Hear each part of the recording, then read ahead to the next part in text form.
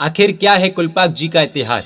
हमने अष्टापद तीर्थ के वीडियो में एक प्रतिमा जी का उल्लेख देखा था जो आज के कुलपाक या कुलानुपाक नगर के अंदर विराजमान है।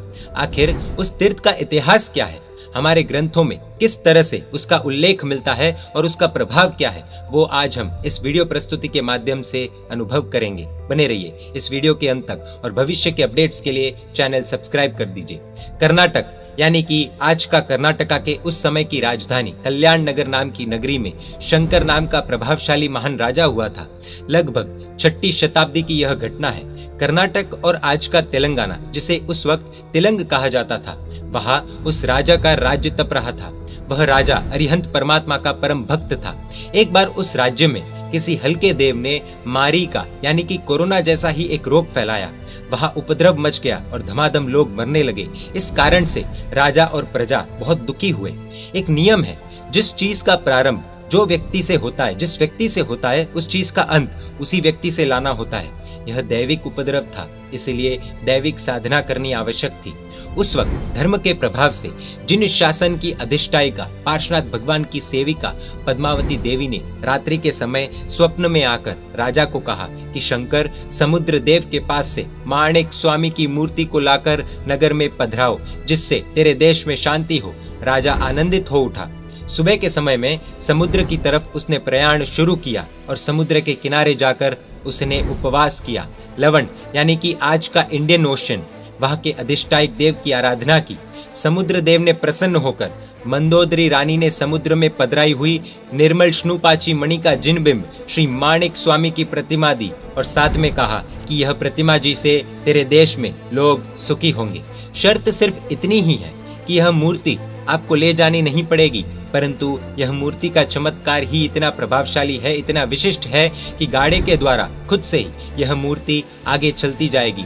परंतु रास्ते में जाते वक्त जहां तुझे संशय होगा कि यह प्रतिमा जी आ रही है या नहीं आ रही है, वहां ये प्रतिमा जी स्थिर हो जाएंगे।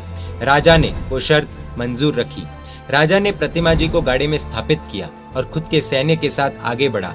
परंतु आगे परीक्षा की घड़ी आई। आगे का रास्ता बहुत विकट था, पहाड़ और जंगलों में से रास्ता गुजरता था, इसलिए अनहोनी हो गई। राजा को संशय हुआ कि प्रतिमा जी आ रही है या नहीं। बस शासन देवी ने तेलंगाना यानी कि तिलंग देश में दक्षिण की काशी कहे जाने वाले कुलपाक नगर में प्रतिमा जी को स्थिर कर दिया। निरुपाय होने के कारण से राजा हताश तो हुआ, पर खुद के राज्य की सरहद होने के कारण से वह मायूस नहीं हुआ। राजा ने वहां ही मंदिर बना दिया और उस मंदिर में यह प्रतिमा जी हवा में ही रहती थी। यह प्रसंग विक्रम संवत 680 में बना था। राजा ने मंदिर जी में देव पूजन के लिए 12 गांव दिए थे। उसके बाद ऐसा कहा जाता है कि जो जगह खाली रहती है वहां यदि उसको ऑक्यूपाई नहीं करने में आए, उसे भरा ना जाए, तो वहां कोई और प्रवेश कर लेता है। और ऐसा ही कुछ वहां भी हुआ।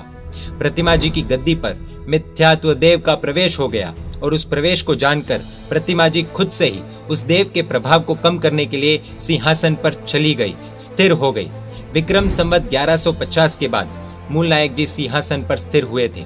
विविध तीर्थकल्प नाम के ग्रंथ में इस माणिक स्वामी की मूर्ति के चमत्कार को बताते हुए श्री जिन प्रभा सूरी जी माठ साहब ने लिखा है कि उस भगवान के अभिषेक जल यानी पानी से दीपक की ज्योति प्रकट की जाती है। प्रतिमा जी के स्नात्र जल से भीगी हुई मिट्टी नेत्र दोष वाला और अंधा व्यक्ति यदि खुद की आंख में लगाए तो उसे दिखना शुरू हो जाता है। देरासर जी के मूल मंडप में केसर के छांटने होते और उससे यात्रियों के कपड़े भी भीग जाते हैं। जिस मनुष्य को सांप ने डंका हो या काटा हो, यदि वो मंदिर जी में जाकर खड़ा हो जाए तो सांप का जहर उतर जाता है। यह प्रतिमा जी प्रभावशाली और चमत्कारी प्रतिमा जी है। यह भी आचार्य श्री जिन प्रभा सूरी जी की कही हुई बात है। आखिर ये प्रतिमा जी आई कहां से? यह सवाल का जवाब जानने के लिए हम जाते हैं आदिनाथ भगवान के समय में। भरत महाराजा ने अष्टापद पर्वत पर 24 तीर्थंकरों के देहमान वाली यानी कि उनके हाइट के जितने ही माप वाली प्रतिमाएं बनवाई थी, परंतु अष्टापद पर्वत पर हर एक मनुष्य जा सके वैसा नहीं था। इसलिए मनुष्य लोक पर उपकार करने के लिए स्वच्छ मरकट मणि की श्री ऋषभदेव प्रभु की मूर्ति बनाई गई थी और उसकी प्रतिष्ठा प्रभु आदिनाथ भगवान के पहले गणधर श्री पुंडरीक स्वामी के हाथों से कराई गई थी। वह प्रतिमा जी अष्टापद तीर्थ के ऊपर से विनीता नगरी में लाकर यानी कि अयोध्या नगरी में लाकर स्थापित की गई थी। उसके पश्चात बहुत समय तक वह प्रतिमा जी विनीता नगरी में ही पूजी गई, अयोध्या नगरी में पूजी गई।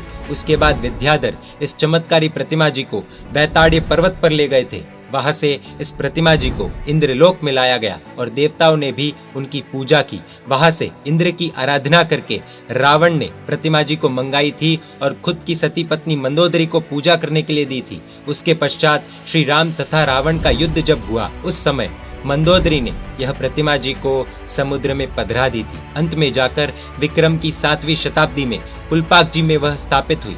हमें एक प्रश्न होगा कि हरे मणि से बनी हुई प्रतिमा जी आखिर काली कैसे हो गई?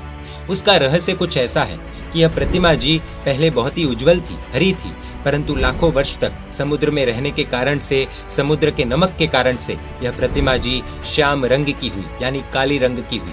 देवलोक में से मनुष्य लोक में यह प्रतिमा जी को आकर लगभग 11,80,905 वर्ष जिन प्रभसूरी जी महाराज साहब के समय में हुए थे। आचार्य श्री जिन प्रभसूरी जी तकरीबन 500 से 600 साल पहले हुए थे। ऐसी यह प्रतिमा जी कि जो सभी के आस्था के केंद्र है, उसे हम भी दर्शन पूजन करके आदिनाथ भगवान के समय की प्रतिमा जी को साक्षात स्पर्श कर सकते हैं, यानी एक तरह से आदिनाथ भगवान को स्पर्श कर सकते हैं। प्राचीन तीर्थों को जग जयवंत करने का हम सब मिलकर एक छोटा सा प्रयास कर सकते हैं। जैन मीडिया पर ऐसे वीडियोस आते रहेंगे। देखने के लिए आपको Jain media YouTube channel subscribe कर नोटिफिकेशंस के लिए बेल आइकन प्रेस करना होगा। आप हमें फेसबुक और इंस्टाग्राम पर भी फॉलो कर सकते हैं। परमात्मा के आगे विरुद्ध कुछ भी कहा हो तो मिच्छामि दुक्कडम। जय जिन शासन, जय महावीर।